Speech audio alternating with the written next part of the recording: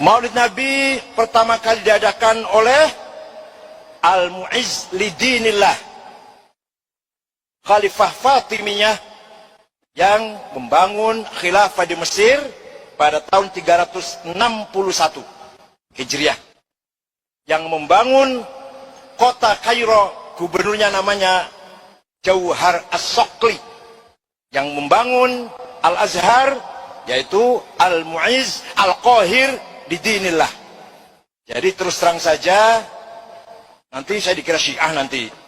Ini sejarah ini.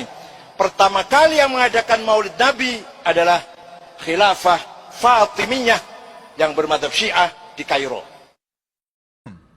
Maulid Nabi SAW adalah merayakan hari lahir Nabi SAW. Awal mulanya muncul tahun 230 Hijriah. Dan ini muncul dari kerajaan dinasti Fatimiyah Syiah. Syiah ya. Yang itu dibentuk pada saat itu di Mesir. Dan mereka punya 6 macam maulid, dan sampai hari ini di Iran masih ada tuh. Jadi yang berfaham Syiah memang mengikuti ini. Sayangnya banyak ahli sunnah yang menarik ajaran ini, pemahaman ini ke pemahaman mereka. Padahal sebenarnya pemahaman orang-orang Syiah. Dan Syiah ini jelas mengkafirkan sahabat, mengatakan Al-Quran kurang, gitu kan. Mereka punya 6 macam maulid. Maulid Nabi SAW, Hasan, Husain, Fatimah, Ali, dan rajanya mereka.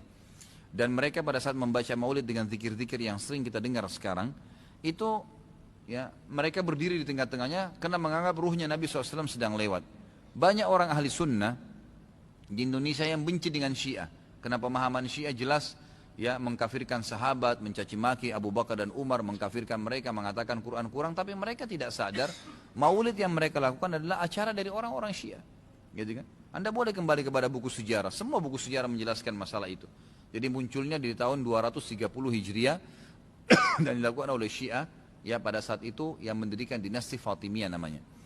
Baik, itu kurang lebih gambaran tentang sejarahnya. Dan orang-orang Syiah Fatimiyah waktu itu mengadakan maulid.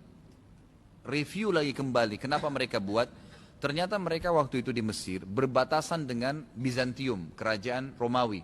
Dan waktu itu orang-orang Romawi mereka mengadakan maulidnya Nabi Isa, kan gitu. Maka orang-orang Syiah waktu itu mengatakan di Mesir, kalau gitu kita juga buat maulid untuk Nabi SAW. Maka dibuatlah. Dan sekarang Anda boleh tanya kepada siapapun, kiainya, habibnya, tanya, apakah Nabi SAW pernah melakukan maulid kayak Anda lakukan nih? Berzikir, baca salawat, berdiri, menganggap ruhnya Nabi sedang lewat, pernah? Pasti kalau mereka jujur, mereka akan mengatakan tidak pernah. Ditanya, lalu kenapa Anda lakukan? Bentuk cinta kepada Nabi SAW. Bentuk cinta itu harusnya mengikuti dan mencontohi dan melakukan apa yang dicontohkan dan diperintahkan saja, nggak menambah, gitu kan? Karena kalau kita menambah, seakan-akan kita menganggap Nabi SAW masih ada yang belum disampaikan. Para Nabi sudah pada saat meninggal menyampaikan semua.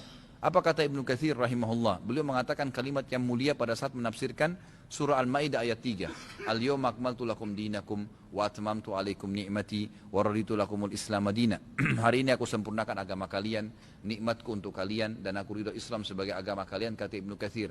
Ayat ini dalil yang paling nyata dan jelas, ya, menekankan bahwasanya Nabi SAW tidak menghembuskan nafas terakhirnya kecuali sudah menyampaikan semua apa yang Allah tuntunkan, dan umat ini tidak butuh lagi tambahan, yang kecil sampai yang besar, yang samar-samar sampai yang jelas, gitu kan. Semua dijelaskan, semua sudah disampaikan.